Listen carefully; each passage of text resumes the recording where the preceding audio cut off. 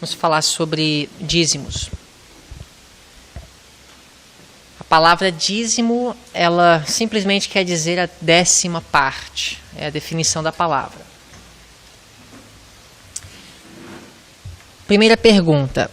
Quem nos dá forças para adquirirmos riquezas? Deuteronômio 8:18. Antes te lembrarás do Senhor teu Deus, que Ele é o que te dá força para adquirires riqueza, para confirmar a sua aliança que jurou a teus pais, como se vê neste dia. Então, se nós conseguimos alguma coisa, materialmente falando, é porque Deus nos dá forças. Por causa disso, a pergunta seria: a quem pertencem todas as coisas? E a Bíblia fala em Salmos 50, 11 e 12.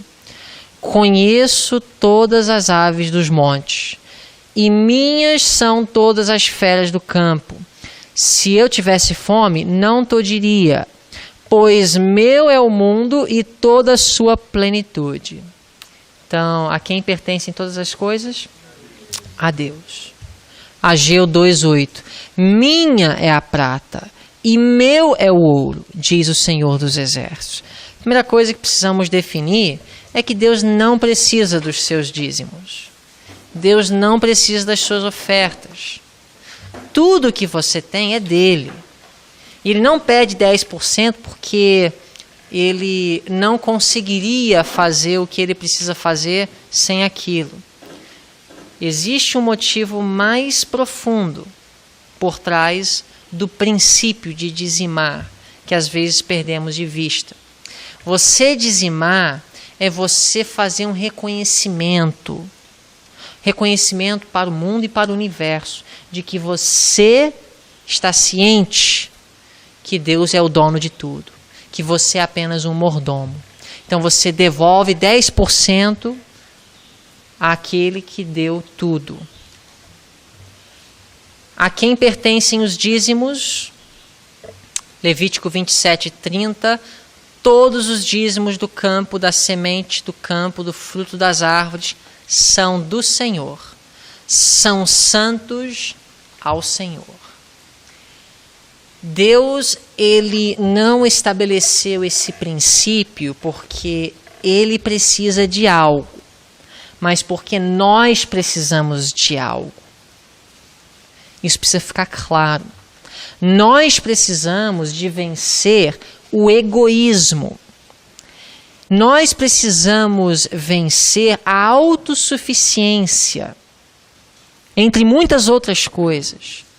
E para isso, Deus estabeleceu um sistema através do qual esse princípio poderia ser observado. Na economia judaica, todos eram ensinados a devolver a Deus 10% de tudo. Porque todos precisavam de vencer o egoísmo e a autossuficiência. Deus podia prover para os seus ministros, os levitas da época, de outra forma, mas ele escolheu esse meio porque era necessário a fim de operar uma mudança no homem. Inclusive as ofertas sacrificais, por exemplo, matar animais, o sacrifício diário, também não era para operar uma mudança em Deus ou beneficiar a Deus. Ele diz que ele não tem prazer na morte de carneiros e cordeiros. Ele não tem prazer no cheiro de oferta queimada. Mas ao oferecer, ao sacrificar um animal, aquilo operaria uma mudança no coração do adorador. A mesma coisa é com o dízimo. O hábito, a prática de dizimar opera no homem uma mudança pela graça de Deus. O egoísmo e a autossuficiência são arrancados. O dízimo é um princípio. E em diferentes épocas e dispensações da Igreja de Deus na Terra, nós temos diferentes meios através do qual esse princípio poderia ser observado. A devolução do dízimo era a prática dos patriarcas antes do estabelecimento do povo judeu como nação? Alguns argumentam, não, mas isso aí era só para os judeus. Será que existia antes dos judeus? Será que foi um ritual dos judeus ou era um princípio que Deus queria que fosse passado de pai para filho através de várias gerações? A Bíblia fala em Hebreus 7, 1 e 2, este Melquisedeque, rei de Salém, sacerdote do Deus Altíssimo, que saiu ao encontro de Abraão quando este regressava da matança dos reis e o abençoou, para quem Abraão separou o dízimo de tudo. Isso foi antes de Moisés, isso foi antes do estabelecimento de Israel e da nação judaica. Abraão tinha o hábito, ou pelo menos aqui a gente vê que ele separou o dízimo a alguém que ele considerava um ministro de Deus. De onde ele aprendeu esse hábito? Provavelmente da mesma fonte da qual aprendeu o hábito de guardar o sábado. A palavra escrita não existia, mas os oráculos sagrados eram transferidos de geração para geração através de pais para filhos. Gênesis 28, 22. De tudo o que me deres, disse Jacó, certamente te darei o dízimo.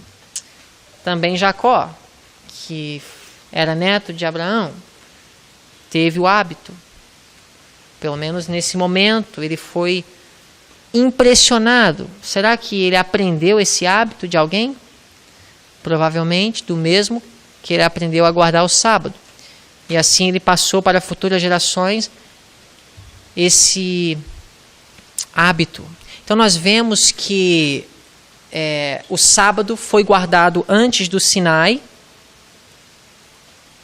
e o dízimo também era devolvido antes que Deus estabelecesse aquela norma na economia judaica. Na dispensação judaica, os dízimos de Israel eram devolvidos a quem? Por que era assim? Então, como que era nos dias de Israel, quando essa prática foi oficializada entre o povo? Para onde eram devolvidos os dízimos? Alguém sabe?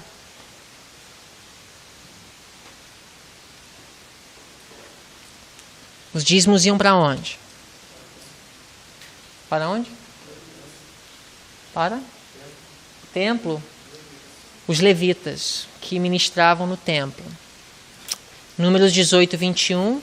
Aos filhos de Levi dei todos os dízimos em Israel por herança, pelo ministério que exercem, o serviço da tenda da congregação. Então, iam para os levitas. Por que iam para eles? Porque eles ministravam as necessidades espirituais do povo. Eram somente os dízimos que eram dados aos levitas? Só enviavam dízimos para eles ou eles recebiam outra coisa além de dízimos? Deuteronômio 12, 5 e 6. Buscareis o lugar que o Senhor vosso Deus escolher entre todas as vossas tribos, para ali pôr o seu nome e a sua habitação. Trareis a esse lugar os vossos dízimos e as ofertas especiais, os vossos votos e as vossas ofertas voluntárias. Então nós vemos que os levitas não recebiam só o dízimo, mas também ofertas. Qual era o nome dado ao local de destino designado por Deus para os dízimos e as ofertas? Alguém sabe? Havia um nome. Malaquias capítulo 3, 8 e 10.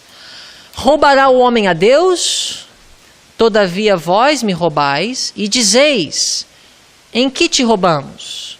Nos dízimos e nas ofertas alçadas. Trazei todos os dízimos à casa do tesouro, para que haja mantimento na minha casa. Depois fazei prova de mim, diz o Senhor dos Exércitos, se eu não vos abrir as janelas do céu. Havia uma diferença entre dízimos e ofertas? Alguém poderia me dizer qual era a diferença? O dízimo, na verdade, é um ato de você devolver. E ofertas? Oferta é você, é voluntário, você dá. Ok. Mais alguém?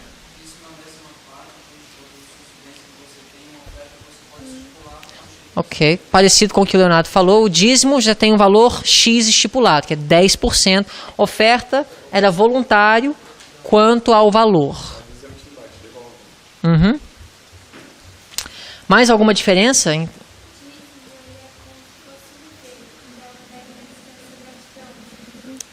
Ok, dízimo era um dever. Será que ofertar não era um dever? Porque olha só o que diz o texto. Em que te roubamos? Nos dízimos e nas ofertas.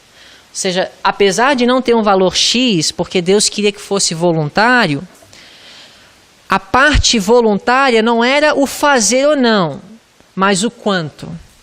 Entendeu? Ou seja, era um dever dizimar e ofertar. A diferença era que o dizimar era um valor específico. O ofertar, Deus não estipulou necessariamente um valor. Alguma outra diferença? Ambos eram sagrados ou só os dízimos eram sagrados? Ambos eram sagrados. E em termos de uso, havia alguma diferença? Qual era a diferença? Alguém sabe dizer? A gente já viu o uso do dízimo. Era para quê? Os levitas usavam o dízimo para comprar material de construção para fazer o templo? Pelo texto a gente vê que os dízimos serviam para que haja mantimento na casa de Deus.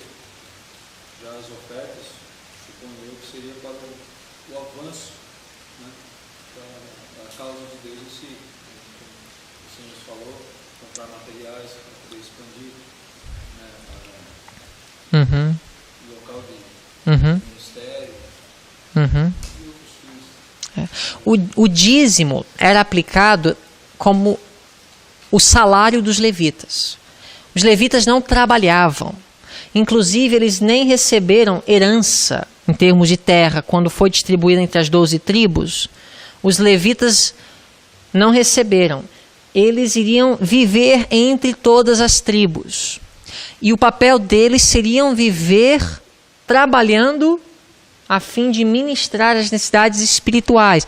Eles eram os pastores dentro da igreja. Por isso, eles não podiam viver a não ser que aqueles que eram beneficiados por seu ministério os mantivessem. O dízimo, então, era para o avanço da causa também, no sentido que aqueles que iam ministrar iriam ser mantidos. Ofertas já era para as despesas normais dos serviços religiosos da economia judaica. A própria construção do tabernáculo no deserto e o templo depois nos dias de Salomão foi através de ofertas voluntárias. Então, nós temos essas diferenças básicas. Mas e em termos de destino? Havia alguma diferença? Em termos de destino, não aplicação. Ou seja, para onde podem ser enviados? Tudo para o mesmo lugar? Só o dízimo ia para a casa do tesouro, será? Quem administrava a casa do tesouro? Os levitas. E o que nós lemos aqui? Trareis a esse lugar, que na realidade era o lugar onde ficava a casa do tesouro, os vossos dízimos e que mais? As ofertas.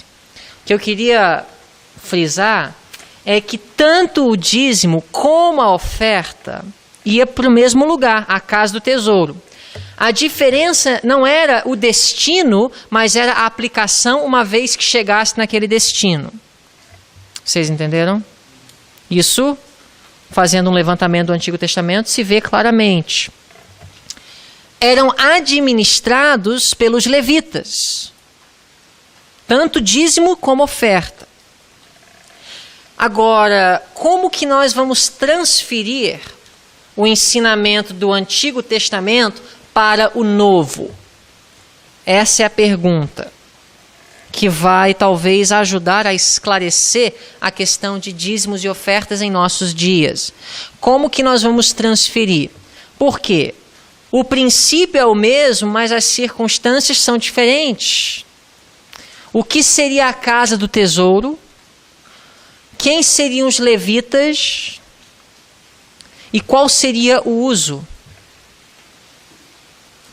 Como é que Paulo transferiu? Nós vamos ver daqui a pouco. Quem administrava a casa do tesouro, no caso, no Antigo Testamento? 1 Crônicas 9, 26 e 26, 20. Mas os 4 porteiros principais, que eram levitas, tinham a seu cargo as câmeras e os tesouros da casa de Deus. Quanto aos levitas, Aías tinha o cargo dos tesouros da casa de Deus e dos tesouros das coisas sagradas. Então, os levitas administravam a casa do tesouro, para onde iam todos os dízimos e as ofertas. Agora nós vamos ver dízimos na dispensação cristã. Inclusive, nós vamos aqui responder um argumento que os evangélicos levantam. Nem todos, poucos, mas alguns não acreditam em dizimar. Ou seja, não veem que isso é um ensinamento para o Novo Testamento. Assim como eles julgam que o sábado era para os judeus, também julgam que o dízimo era para o judeu. Agora, o que nós vamos ver é que Paulo, ele estudou o Antigo Testamento, viu o ensinamento do dízimo e ele transferiu o ensinamento e o princípio para a nova dispensação. Mas quando você transfere o princípio, você não vai transferir necessariamente todos os pormenores. O princípio vem, mas as regras que giravam em torno daquilo não vinha completamente. O princípio é o mesmo, mas a regra muda em todas as gerações. Inclusive na saúde também nós vemos o mesmo. O princípio de conservar o corpo e obedecer às leis de saúde sempre existiu dentro da igreja, mas as regras sempre mudaram, dependendo da situação atual. Por exemplo, logo depois do pecado, já mudou a regra. Deus deu as verduras. Depois do dilúvio, Deus deu alimentos cárneos limpos. Tanto que nos dias de Cristo, não havia a regra de ser vegetariano, mas o princípio de viver uma vida saudável existia. O próprio Daniel era um reformador de saúde, mas ele não praticava as mesmas regras que hoje nós praticamos. E até mesmo na igreja adventista, nós vemos que Deus ele foi gradual ao aplicar o princípio da saúde, da reforma de saúde, em diferentes gerações dentro da própria igreja. Então, as regras têm mudado em sucessivas gerações, mas o princípio sempre existiu. Vocês entenderam? O princípio de dizimar existiu desde os dias dos patriarcas, mas agora a regra sempre mudou. Por exemplo, nos dias de Abraão não havia uma casa do tesouro como nos dias de Elias, como nos dias de Davi. Vocês entenderam? Mas não quer dizer que o princípio não era observado. Nos dias de Paulo, por sua vez, a regra mudou de novo, mas o princípio foi transferido. Paulo, como profeta de Deus, pegou o princípio do dízimo e ele transferiu para a dispensação cristã, a realidade da igreja primitiva. Vocês entenderam o princípio?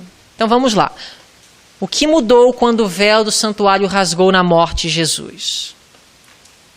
Hebreus 7, 5 e 12. Olha as palavras de Paulo.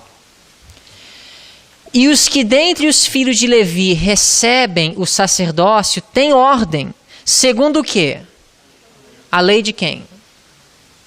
A lei de Moisés, que na realidade era a lei de Deus. Não a lei moral, mas Deus inspirou Moisés. Então aqui Paulo está se referindo à palavra de Deus, sim ou não? Então Paulo está dizendo, olha, os filhos de Levi, segundo a palavra de Deus, tinham ordem de tomar o quê? O dízimo do povo. Então Paulo reconheceu que era bíblico. A palavra de Deus ensinava isso. Pois, mudando-se o sacerdócio. O que mudou? O sacerdócio. Quando que o sacerdócio mudou? Quando o véu do santuário rasgou. Quando Jesus estava na cruz.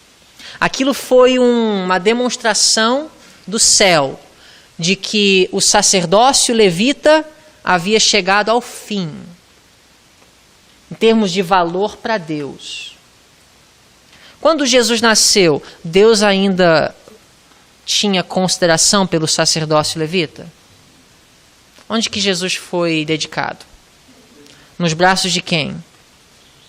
De um descendente de Levi, sim ou não? Quando Jesus curou o leproso, ele mandou o leproso ir para onde?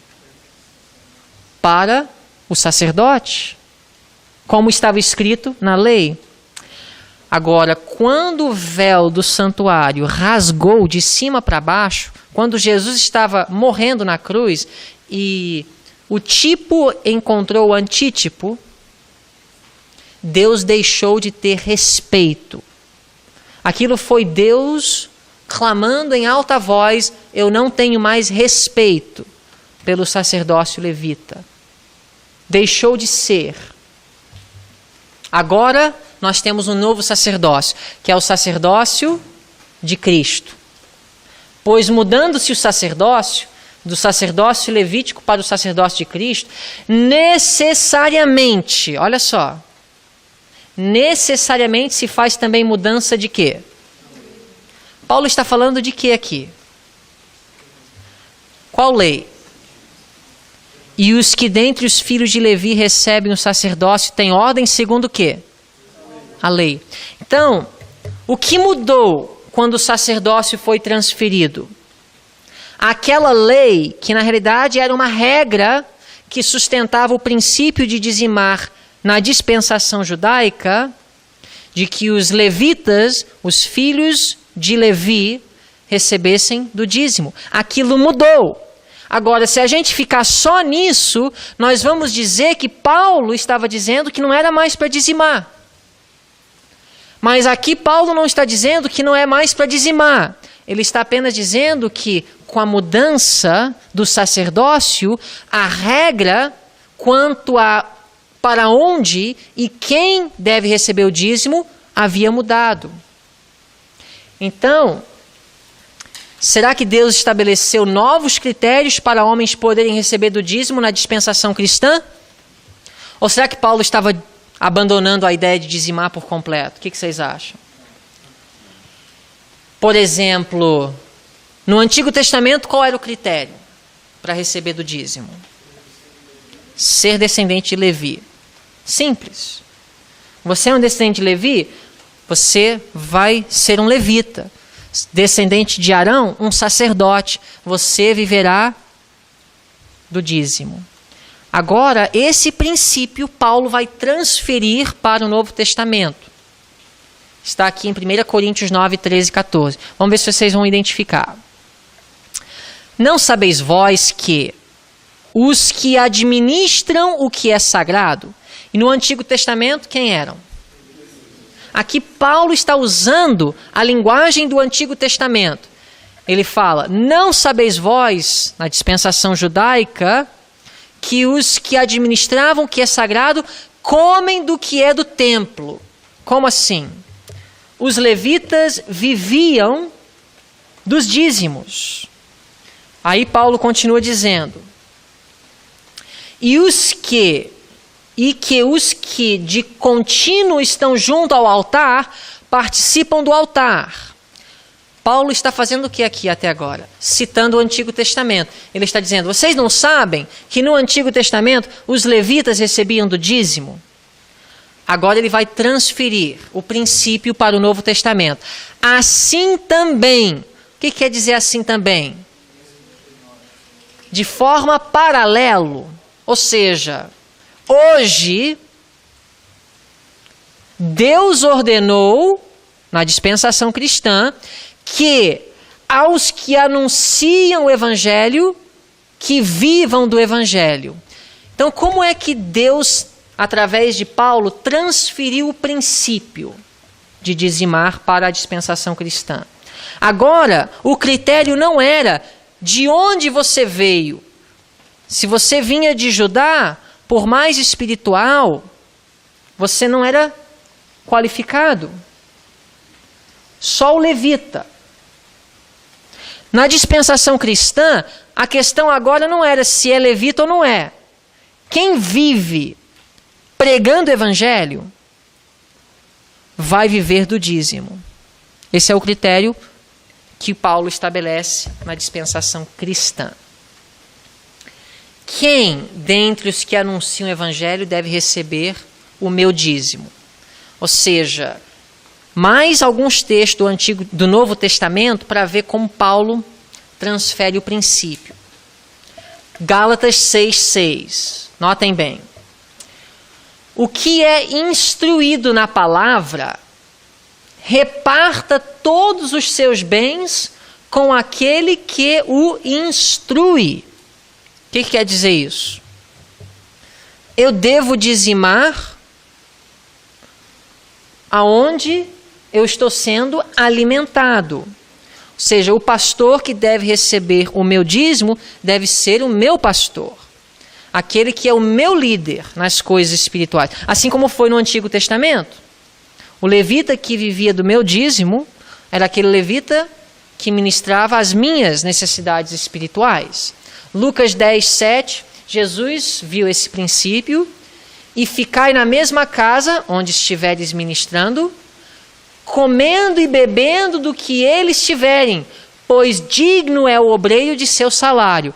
Olha o texto que Jesus cita do Antigo Testamento. Digno é o obreiro de seu salário. Se você está ministrando as necessidades espirituais, você é digno de viver e comer daquele povo.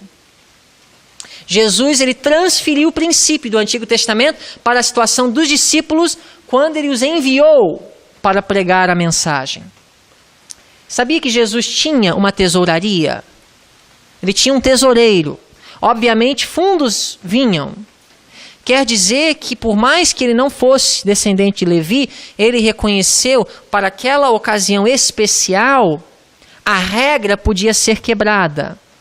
Pessoas estavam dando dinheiro para Jesus que deveria ser enviado para a casa do tesouro. A regra foi quebrada, mas o princípio foi mantido, porque os apóstolos estavam ministrando as necessidades espirituais do povo. 1 Coríntios 9:11. Se nós vos semeamos as coisas espirituais, ou seja, a palavra de Deus, será muito que de vós recolhamos as carnais? O que quer dizer isso? Paulo está dizendo, se nós somos ministros da palavra para vocês, será que é grande coisa?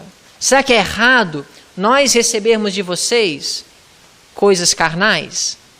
Coisas carnais aqui não no sentido carnal, pecaminoso, mas no sentido material, temporal. Vocês entenderam? Agora vamos analisar então a questão do dízimo à luz do espírito de profecia. Primeiro vamos analisar o que é comum hoje entre os adventistas do sétimo dia acreditarem. Dízimos só podem ser devolvidos no canal denominacional. Ofertas podem ser devolvidas tanto no canal denominacional como também para ministérios de apoio ou ministérios de sustento próprio. É dito e crido que o dízimo precisa ser enviado para a casa do tesouro, e a casa do tesouro, por sua vez, seria o sacerdócio moderno, a denominação da igreja, as associações, por sua vez, uniões e a associação geral. A pergunta seria, se nós vamos aplicar a casa do tesouro dessa forma, não precisaríamos ser consistentes, então, e dizer que ofertas também deveriam ser enviadas para a mesma casa do tesouro? Ou seja, se a casa do tesouro atual se limita apenas à denominação, para sermos consistentes, não precisaríamos, então, também enviar todas as nossas ofertas? A verdade é que esse foi o plano de Deus. Na realidade, quando nós analisamos a história da nossa igreja, nós vemos que não foi o plano de Deus ter escolas e hospitais e sanatórios de sustento próprio, ou seja, não denominacionais, ou seja, a parte da organização da igreja. Isso não foi o plano de Deus, nunca foi idealizado por ele. A verdade é que a casa do tesouro, a obra de Deus, é o único lugar que deve receber dízimos e ofertas. E o princípio de organização do Antigo Testamento foi transferida não só para a dispensação cristã, mas também para a Igreja Adventista do sétimo dia. Agora a pergunta seria: como surgiu a obra de sustento próprio e qual foi a atitude de Deus em relação a essa obra à luz do assunto de dízimos e ofertas? Ou seja, se Deus considera a obra de sustento próprio como parte de sua obra na terra, consequentemente seríamos consistentes em concluir que então a casa do tesouro passa a englobar muito mais do que apenas a obra denominacional. Porque no Antigo Testamento era dízimos e ofertas que iam para a obra de Deus, a casa do tesouro, a obra denominacional. Então vamos analisar. Primeiro, uma aula de história. Nos primeiros anos da Igreja Adventista do sétimo dia, homens que pregavam a mensagem tempo integral dependiam para o seu sustento do apoio do próprio trabalho ou de ofertas voluntárias espontâneas dos irmãos.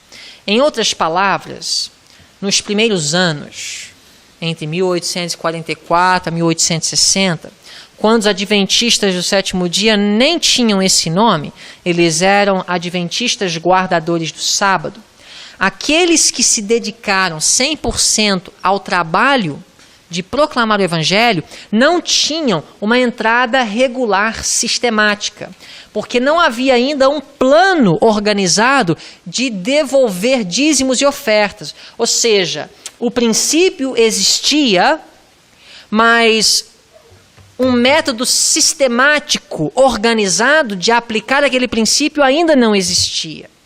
Em outras palavras, não havia ainda uma regra. O que fazer com o meu dízimo? Então, cada um fazia espontaneamente, de acordo com sua visão da necessidade. Só que isso criou um problema, porque nem todos tinham condições de prover as necessidades de sua família. Então, o que faziam? Iam trabalhar. Tiago White, por exemplo, trabalhava cortando lenha. Nós temos a história de João Endes, João Loughborough, que tiveram que deixar o ministério um tempo só para trabalhar. E isso não foi positivo. E Deus, em sua providência, corrigiu esse dilema através de um sistema. Estas condições não eram favoráveis para o avanço da causa, porque eram espasmódico e flutuante o salário dos obreiros. Em 1859, um plano mais regular para o apoio dos ministros adventistas foi estabelecido, chamado doação sistemática, ou sistemática de benevolência, também é conhecido. Não é o mesmo sistema de hoje praticado pela Igreja Adventista, mas parecido, para você ver que o princípio existiu desde o início, em 1844, mudou em 1859, um novo sistema foi implantado e mais tarde o sistema atual de devolver dízimos e ofertas para as associações locais, estaduais ou missões, depois foi implantado. O plano de doação sistemática, implantado em 1859, pedia que os irmãos colocassem de parte semanalmente entre 5 e 25 centavos. As irmãs entre 2 e 10 centavos. E os que possuíam propriedade deviam dar semanalmente entre 1 e 5 centavos de cada $100 do valor de seus bens. Um plano muito bem elaborado, muito equilibrado, distribuía bem a responsabilidade, foi de Deus. Os irmãos reconheceram que o plano era o ideal e que Deus está conduzindo o seu povo e educando neste assunto. Quando os planos para a manutenção e expansão da obra foram ampliados, o espírito de abnegação foi estimulado até que a luz da Bíblia revelou o sistema de dízimos e ofertas que hoje nós conhecemos. Ok? Deixa eu dar um exemplo para vocês, a diferença entre regra e princípio. Okay? No final do século XIX, a irmã White escreveu uma carta aos membros da igreja de Battle Creek que era errado comprar bicicleta. Foi uma regra. Não comprem bicicletas, vai ser uma desonra para Deus. Não era um princípio, era uma regra. Sabe qual era o princípio? O princípio era o quê? Ser bom mordomos. A mordomia era o princípio envolvido. Porque na época o custo de uma bicicleta era equivalente a um Ferrari hoje. E não seria de acordo com a vontade de Deus, para aquele momento o povo de Deus entrar naquela febre de querer comprar bicicleta. Nós não podemos transferir para os nossos dias as palavras da irmã White naquela carta de não comprar bicicleta. Vocês entenderam? O que nós vamos transferir? Nós vamos transferir o princípio. Qual é o princípio? Mordomia. Vocês entenderam? Então, quando nós falamos de dízimos e ofertas, nós temos um princípio. O princípio é abnegação, é reconhecimento que Deus é o dono de tudo.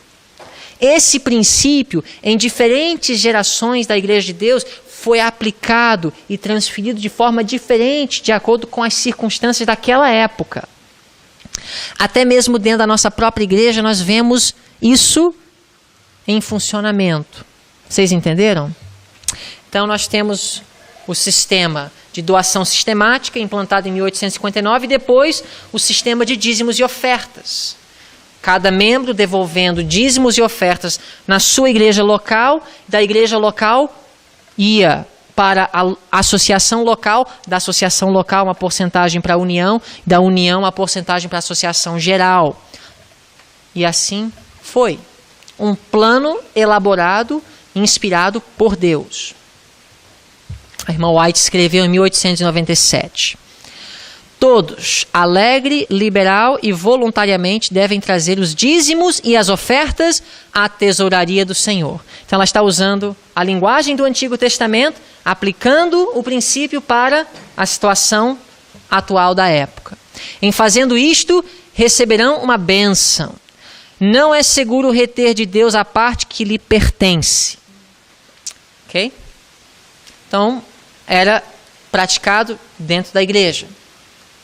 Dessa forma, o princípio do dízimo foi transferido do Antigo Testamento e do Novo para a situação da igreja adventista daquela forma. Foi inspirado por Deus. Os pastores das associações, os departamentais, os líderes eram os levitas atuais. Entendeu? Os ministros do povo. Vivendo tempo integral em função do evangelho, receberiam as coisas temporais do povo adventista do sétimo dia. E a organização de missões e associações locais, uniões que abrangiam uma região de estados e depois divisões e associação geral, foi de Deus. Foi inspirado e elaborado por Deus. Conselhos sobre mordomia, página 65. Pede que o reconheçamos como doador de todas as coisas. E, por essa razão, diz, de todas as vossas posses, reserva a 10ª parte para mim, além das dádivas e ofertas, que devem ser trazidas à casa do meu tesouro. Então, o que deveria ser trazido à casa do tesouro? Dízimos e ofertas. É essa a provisão que Deus fez para levar avante a obra do Evangelho. Então, a distinção de dízimos e ofertas, tanto no Antigo Testamento como no Novo, e também na experiência da Igreja Adventista do Sétimo Dia, não era o destino, mas era a forma de usar. Nós vamos ver daqui a pouco para que devemos usar dízimo e para que devemos usar a oferta. Não é tanto o destino, mas sim como aplicá-los, que era diferente. Ambos deveriam ser levados para o tesouro do Senhor. Isso ficou claro aqui. Atos dos Apóstolos 75. Todas as nossas bênçãos são recebidas de sua mão generosa. Em retribuição, ele quer que homens e mulheres demonstrem sua gratidão, devolvendo-lhe uma parte em dízimos e ofertas, em ofertas de ação de graças, em ofertas pelo pecado e ofertas voluntárias. Se o dinheiro entrasse para a tesouraria, que dinheiro? Dízimos e ofertas, de acordo com este plano divinamente recomendado, a 10ª parte do que ganhamos e as ofertas liberais, haveria abundância para o avançamento do trabalho do Senhor. Então, o plano A, dentro da história da Igreja Adventista do Sétimo Dia, foi esse. Cada membro separaria 10% de seu salário e devolveria para a sua igreja local e suas ofertas voluntárias. As ofertas seriam para as despesas de manutenção do próprio templo. Parte das ofertas seriam enviadas para a associação local. Todo o dízimo, a associação local iria pagar os ministros que estavam trabalhando naquele campo e parte daqueles dízimos iriam para a União, e a União pagaria os salários dos seus obreiros e parte iria para a Associação Geral para pagar os obreiros da Associação Geral e da divisão, que abrangeria aquele campo. O procedimento indicado para a devolução de dízimos e ofertas é através dos canais denominacionais. Deus designou que fosse assim a fim de preservar a ordem entre o povo de Deus e manter favoráveis condições para a expansão das 3 mensagens angélicas no mundo. Esse foi o que Deus estabeleceu para preservar a ordem, cada um em sua igreja, no seu campo, para que os fundos fossem distribuídos de forma equilibrada. E onde houvesse desequilíbrio, os líderes da igreja iriam suprir. Por exemplo, entrou muito nos Estados Unidos, há uma carência na África, vamos então fazer uma distribuição equilibrada para suprir as necessidades dos nossos irmãos. O papel da associação nessa administração dos recursos seria para evitar, por exemplo, a desigualdade, para não ter um templo muito luxuoso em uma parte da cidade e outro caindo aos pedaços, quase sem banheiro, em outra parte da cidade, porque isso era para preservar ordem. Os membros em sua situação não teriam condições de saber quais eram os campos mais necessitados. Então Deus estabeleceu esse sistema e colocou líderes nos muros para administrar a obra de forma geral. E foi dentro do plano de Deus que as coisas fossem assim. Agora, o que acontece? Nós temos casos especiais e estão registrados nos escritos da irmã White, onde pessoas foram impulsionadas, motivadas, por diferentes razões, em diferentes ocasiões, de enviar os seus dízimos para campos diferentes, não denominacionais, que precisavam de auxílio. E estavam recebendo auxílio de obreiros que não estavam diretamente vinculados à denominação, à organização da igreja. Por exemplo, 1902, a irmã White escreve: tenho $75 do irmão fulano, dinheiro de dízimo, e achamos que seria melhor enviá-lo ao campo do sul para ajudar os ministros negros. Quero que seja especialmente aplicado aos ministros negros para ajudá-los com seus salários. É importante conhecer o contexto. O sul dos Estados Unidos, na época, era como se fosse outro país para a Igreja Adventista do Sétimo Dia. Ela não o penetrou, porque havia um problema social, político, depois da Guerra Civil, e há todo um contexto. Mas, para resumir, a igreja, ou seja, a obra organizada, a denominação, os ministros da organização não penetraram o campo. Filho da irmã White teve iniciativa, o Edson White, de fundar um ministério de sustento próprio.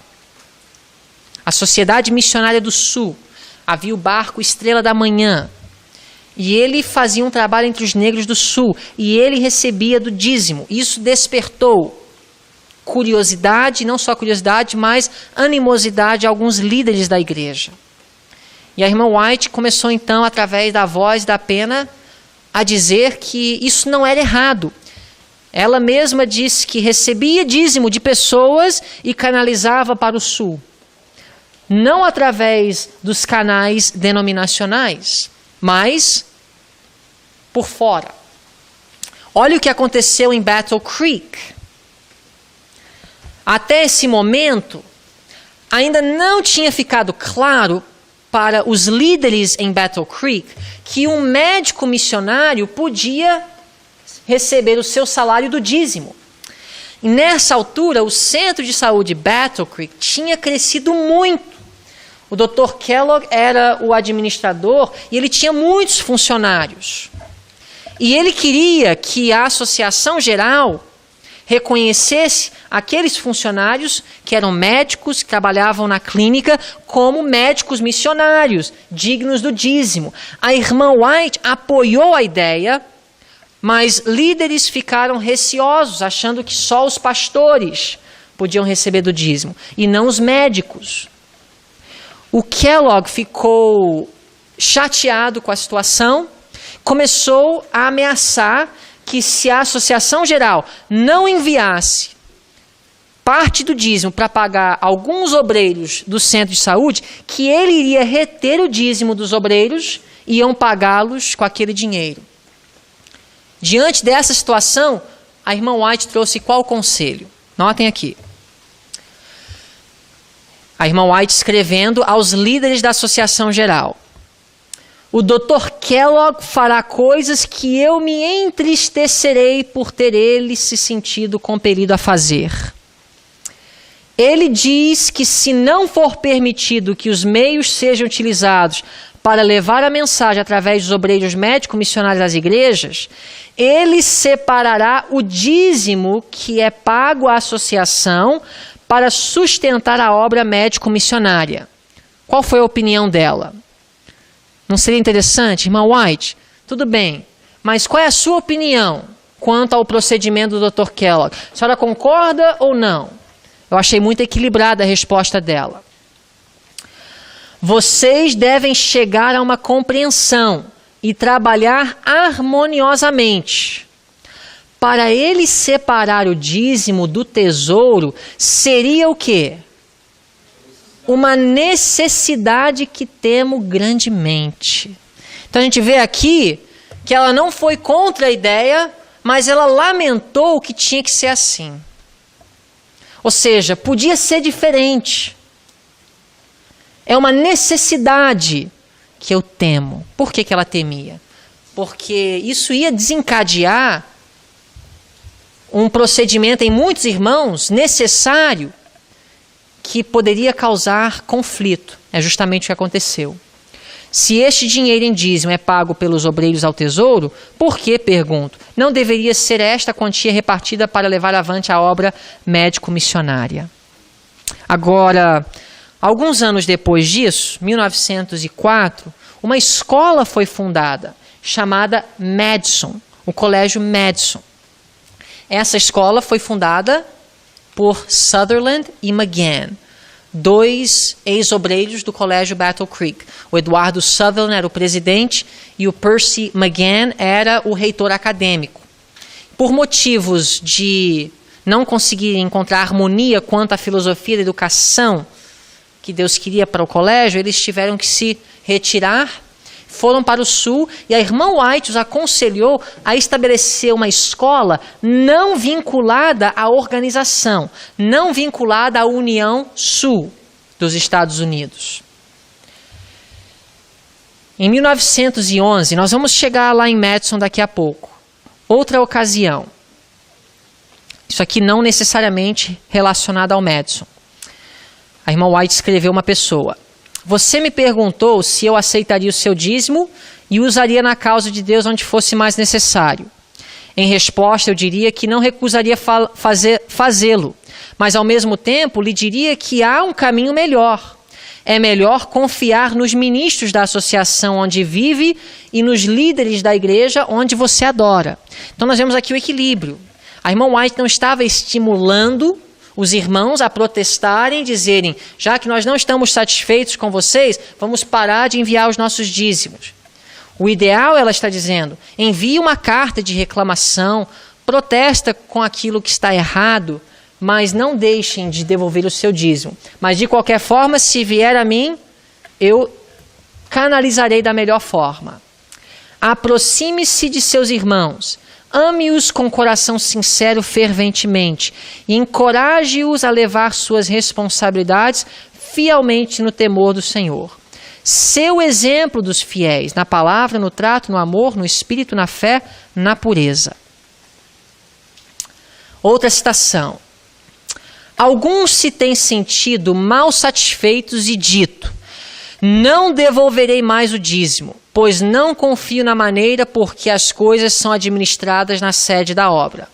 Roubareis, porém, a Deus, por pensardes que a administração da obra não é correta? Apresentai vossa queixa franca e abertamente, no devido espírito e às pessoas competentes. Em outras palavras, a irmã White não estimulou aos membros a protestarem, não devolvendo os seus dízimos à associação. Os únicos momentos que eu vejo que ela apoiou pessoas que devolveram através de canais irregulares foi quando pessoas, não cheias de rancor ou chateadas, mas por verem necessidades negligenciadas no campo, queriam apoiar aqueles. Exemplo, os ministros negros e brancos que trabalhavam no sul dos Estados Unidos em prol dos negros, ministros aposentados que não foram mantidos pela Associação Geral, porque até então não havia ainda um plano de aposentadoria organizado pela igreja, esposas de ministros que perderam seus maridos. A irmã White falou, é para ajudá-las com o dízimo, elas devem ser pagas pelo dízimo. E o próprio colégio de Madison, que foi negligenciado, financeiramente falando, da União Sul, pela União Sul. Não devemos deixar de dizimar a fim de protestar contra erros na administração da igreja. Já vi isso vez após vez. O irmão está chateado, o pastor falou uma coisa que não agradou, aí começa a reter o dízimo. Daqui a pouco começa a usar, começa a alimentar os pobres e fazer outras coisas que Deus não aprova com o dízimo. O procedimento correto de um membro que não está satisfeito com a liderança é apresentar as queixas franca e abertamente, no Espírito de Cristo, às pessoas competentes. Agora, o que acontece hoje? Eu diria que hoje existe o plano B. por exemplo, uma escola como Madison, ou até uma escola como essa, não era para ser estabelecida segundo o plano A de Deus.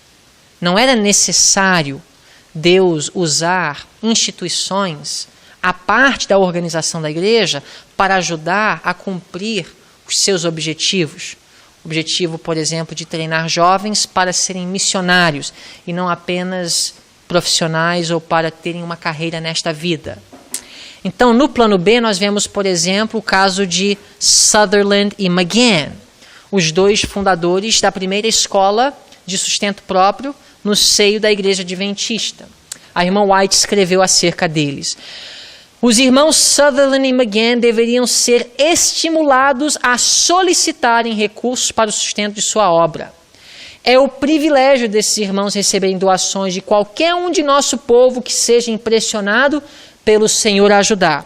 Por que ela teve que escrever isso? Porque logo que foi fundada a escola, os líderes da União Sul e da Associação Geral começaram a dizer que todo o recurso tinha que ir pela Casa do Tesouro. A irmã White falou, não, eles têm todo o direito de receber do povo adventista recursos para o sustento da escola. Permita Deus que as vozes que se têm levantado tão rapidamente em dizer que todo o dinheiro investido na obra deva passar através do canal designado em Battle Creek não sejam ouvidas. O povo a quem Deus tem dado os seus recursos é responsável somente a Ele. É privilégio deles dar ajuda direta às missões. Então nós vemos que se a motivação não é rancor ou protesto por causa de uma insatisfação, mas se a motivação for de querer ajudar uma missão negligenciada, mas que seja de Deus, a irmã White disse que essas pessoas estavam livres. Essa carta foi escrita para o presidente da Associação do Colorado, no início do século XX. Ele começou a pressionar irmãos que estavam devolvendo dízimos para obras irregulares. Meu irmão, o nome dele é o pastor Watson, desejo lhe dizer, seja cuidadoso em sua forma de proceder. Você não está procedendo sabiamente. Quanto menos você tiver que falar acerca do dízimo que tem sido destinado ao campo mais necessitado e desanimador do mundo, mais sensato será. Tem-me sido apresentado que meu dízimo deveria ser destinado por mim mesma para auxiliar os ministros brancos e negros, que foram negligenciados e que não receberam o suficiente para sustentarem suas famílias de forma adequada. Quando minha atenção foi chamada aos ministros de idade, brancos ou negros, foi meu especial dever investigar suas necessidades e provê-las. Esta deveria ser minha obra especial e fiz isso uma série de vezes. Nenhum homem deveria atribuir má fama ao fato de que, em casos especiais, o dízimo seja usado desta maneira. Quanto à obra pelos negros no Sul, aquele campo tem sido e ainda está sendo roubado dos meios que deveriam chegar aos seus obreiros. Se houvesse casos nos quais nossas irmãs destinaram seu dízimo à ajuda dos ministros trabalhando pelos negros no Sul, que todo homem, se for sábio, fique quieto. Eu mesma tenho destinado meu dízimo às causas mais necessitadas que têm-me sido apresentadas. Tenho sido instruída a fazer isso, e sendo que o dinheiro não é retido do tesouro do Senhor, não é uma questão que deva ser comentada, pois será necessário eu tornar públicas estas questões, o que não desejo fazer, porque não é o melhor. Há alguns casos que têm estado diante de mim por anos e tenho suprido suas necessidades através do dízimo, como Deus tem me instruído a fazer. E se alguém disser a mim, irmã White, você poderia destinar meu dízimo para onde saiba ser mais necessário? Eu diria sim, posso, e tenho procedido assim. Eu elogio aquelas irmãs que têm aplicado o seu dízimo onde é mais necessário para ajudar a fazer uma obra que tem sido deixada de lado. Se esta questão for levada a conhecimento público, levará a uma compreensão que seria melhor permanecer como está. Eu não me importo em tornar pública esta obra que o Senhor me designou a fazer, e também a outros. Envio este assunto a você para que não cometa um erro. Circunstâncias alteram casos. Eu queria que vocês lembrassem dessa frase. Circunstâncias alteram casos. Em outras palavras, por causa de circunstâncias extraordinárias, às vezes, aquilo que Deus havia designado muda. Alguns exemplos. Adonias era mais velho que Salomão. Portanto, ele deveria ter assumido o rei de Davi. Só que Salomão era mais espiritual do que Adonias. Então, Salomão foi colocado como rei. Circunstâncias alteram casos. Um jovem com menos de 25 anos não deveria assumir o ministério. Samuel, como criança, foi colocada para o ministério do templo. Por quê? Porque os filhos de Eli estavam em apostasia. Samuel acabou substituindo Eli como sumo sacerdote, algo que ele não podia fazer segundo a ordem do sacerdócio, que era para os descendentes de Arão. Mas o que acontece? Circunstâncias alteram casos. Gideão, ele era levita? Quem podia sacrificar? Só os levitas. Gideão sacrificou com a permissão de Deus? Circunstâncias alteram casos. Precisamos fazer uma diferença entre princípio e regra. Vocês acham que é correto trocar pneu no sábado?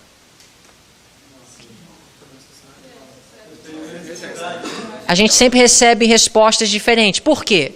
A regra é para não fazer. Mas você está indo para a igreja, o pneu fura. Você vai guardar o sábado trancado no carro até o pôr do sol? Isso é guardar o sábado? Você vai acabar transgredindo o sábado tentando guardar uma regra. Então, circunstâncias alteram casos. Nunca ao ponto de ferir o princípio, mas às vezes as regras são feridas. Muitas vezes, você está tomando de jejum sábado de manhã e aí sem querer cai a comida e você fica todo sujo, todo melado. Normalmente você talvez não tomaria banho sábado de manhã, mas a circunstância altera o caso. O princípio não está sendo ferido. Jamais seria. Se pudéssemos ferir o princípio para salvar a vida, Ananias, Misael e Azarias teriam dobrado os joelhos. Nesses casos, onde o princípio está em jogo, circunstâncias não alteram casos. Mas quando o princípio pode ser mantido e somente a regra quebrada, circunstâncias alteram casos. E a regra era enviar o dízimo para os canais regulares, mas circunstâncias alteraram os casos. E por causa das circunstâncias que existiam na igreja na virada do século, Deus, através do irmão White, disse, em algumas situações especiais, o dízimo pode ser enviado através de canais irregulares. Ela continua escrevendo ao pastor Watson: eu não aconselharia que alguém devesse fazer da coleta do dinheiro do dízimo uma prática. Porém, por anos tem havido de vez em quando pessoas que perderam sua confiança na apropriação do dízimo, que têm colocado seu dízimo em minhas mãos e dito que se eu não o tomasse, eles mesmos iriam destiná-lo às famílias dos ministros mais necessitados que pudessem encontrar. Tenho tomado dinheiro, dado um recibo pelo mesmo e dito a eles como foi utilizado. Escrevo-lhe isto para que você fique calmo e não se agite, e levando esta questão a conhecimento público e muitos outros sigam o exemplo deles. Carta ao pastor Watson de 1905.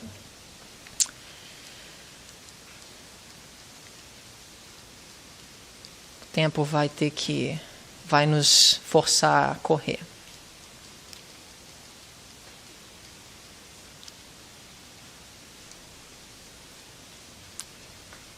Outra citação. Não se preocupe temendo que alguns recursos vão direto àqueles irmãos, falando de Sutherland e McGann, que estão tentando fazer a obra missionária de uma forma quieta e efetiva. Todos os recursos não devem ser administrados por uma agência ou organização. Há muitos esforços a serem feitos conscientemente pela causa de Deus. A ajuda deve ser buscada de todas as fontes possíveis. Página 422 do volume Spalding e McGann. Àqueles em nossas associações que consideram ter autoridade para proibir a coleta de recursos em certos territórios, eu digo agora, esta questão me tem sido apresentada seguidas vezes. Eu agora dou meu testemunho no nome do Senhor, para aqueles aos quais ele concerne. Onde quer que estejais, suspendei vossas proibições. Para quais tipos de despesas não seria apropriado usar do dízimo? Eu vou deixar para vocês, na biblioteca, quem tem pendrive ou quem quiser acessar, esse PowerPoint. Não vou ter tempo de ler as citações, mas eu tenho várias citações que mostram o que pode ser e não pode ser usado o dízimo para fazer. Não é o destino. Se uma instituição de sustento próprio não pode receber do dízimo, ela também não deve receber da oferta. Não existe diferença em termos de destino, a diferença em termos do uso. O dízimo é para manutenção de obreiros que trabalham em salvação de almas, ofertas para outros fins. Vou deixar disponível para vocês depois procurarem. Para quais tipos de despesas seria apropriado usar do dízimo? Aí tem várias. Não é só pagar o salário de pastores. Literatura gratuita, médicos missionários, professores de Bíblia, etc. Vocês podem procurar depois os textos. Inclusive, viúvas de ministros não devem ser esquecidas. Por mais que elas não estejam trabalhando, se elas são viúvas de ministros, elas podem receber do dízimo. E a última pergunta, é a pergunta que todos fazem. Deve haver submissão nesse ponto às exigências da associação para obter paz? Eu creio que a resposta se encontra na experiência do Instituto Madison. Proibições e exigências foram feitas a Sutherland e McGann e eles se submeteram. Inclusive, não era nem tanto a questão do dízimo, era não recrutar jovens no estado do Tennessee para a sua escola, porque a igreja já tinha uma faculdade naquele estado. E olha o que a irmã White escreve. Essa aqui é a mesa administrativa de Madison. Inclusive, a irmã White fez parte da mesa. Esse aqui é o Sutherland, perdão. Esse aqui é o Sutherland. Esse aqui é o Stephen Haskell, um dos pioneiros. O Sutherland foi o presidente fundador juntamente com McGann. Agora, a irmã White escreveu assim, quanto às exigências da associação, da União Sul, perdão. Eu diria aos irmãos na parte do Sul, não coloquem restrições sobre a escola de Madison a fim de limitar seu trabalho no campo de sua operação. Se os irmãos Sutherland e McGann prometeram a não chamarem alunos para a sua escola dos estados do Sul, eles devem ficar livres de tais restrições. Tal promessa nunca deveria ter sido solicitada nem concedida. O que eu entendo e o que eu extraio dessa citação é que nós devemos, sim, fazer tudo para ter paz com todos. Mas quando um assunto que está claramente revelado na palavra de Deus está em jogo, não deve haver uma submissão cega apenas para comprar paz.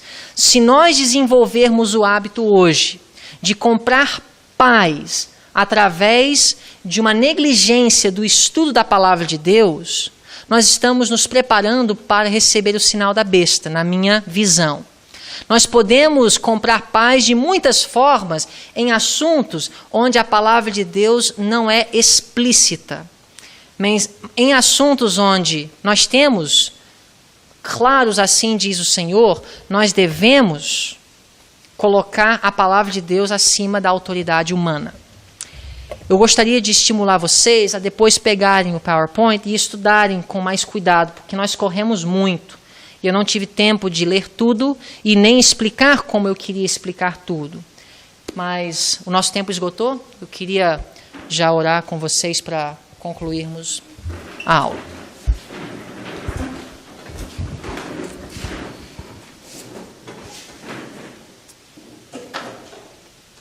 Nosso bondoso e querido Pai Celestial, damos graças, Senhor, pela Tua palavra que nos traz respostas para todas as perguntas relevantes à nossa salvação. Pedimos, ó Deus, sabedoria para saber como dividir corretamente a Tua palavra e interpretá-la, aplicá-la, para que não venhamos a nos desviar nem para a esquerda nem para a direita. Possamos ser mordomos fiéis de todos os recursos que o Senhor coloca em nossas mãos. Possamos usar o nosso dinheiro de forma sábia e equilibrada e praticar a economia que o céu aprova. Colocamos nossas vidas em Tuas mãos e agradecemos em nome de Jesus. Amém.